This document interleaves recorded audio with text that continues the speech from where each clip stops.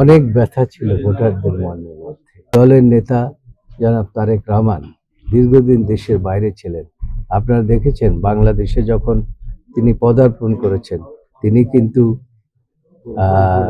ঠিক যে সম্মান একজন রাষ্ট্রের নায়ক পান, সেই সম্মান তিনি দেশে ফিরেছেন এবং মানুষের মধ্যে এসেই তিনি বলেছেন যে আমি মদিনা সনদ অনুসারে আমি দেশকে পরিচালনা করতে চাই। এটা মানুষের মনের মধ্যে গেঁথে গিয়েছে এবং সেজন্যই মানুষ ধানের শীষের প্রতীক মনে করেছে যে এই প্রতীক হচ্ছে সঠিক প্রতীক, যে প্রতীক আগামী দিনে এই দেশকে এগিয়ে নিয়ে যাবে।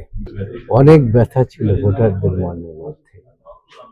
গত 17 বছর তারা অপেক্ষা করছিলেন তাদের অধিকার কখন তারা বাস্তবায়ন করবেন।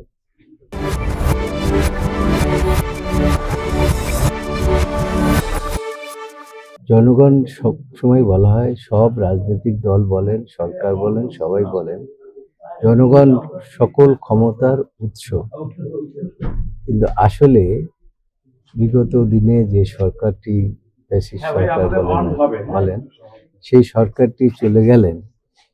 তারা যে 3টা নির্বাচন করলেন, প্রথম নির্বাচনে 151 জন বিনা ভোটে নির্বাচিত হলেন। পরবর্তী 18 সনের নির্বাচনে তারা দিনের ভোট রাতে করে নিয়ে গেলেন। পরবর্তীতে কোনো ভোটই লাগলো না। জনগণ কিন্তু ওই একই জায়গায় রয়ে গেছে, ভোট দিতে তারা পারে নাই। এই ব্যথা তারা বহন করে বেড়াচ্ছে।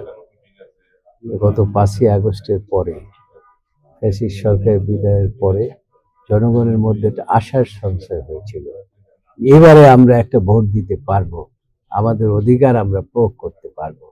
সেটা তারা করতে পেরে তারা অত্যন্ত আনন্দিত।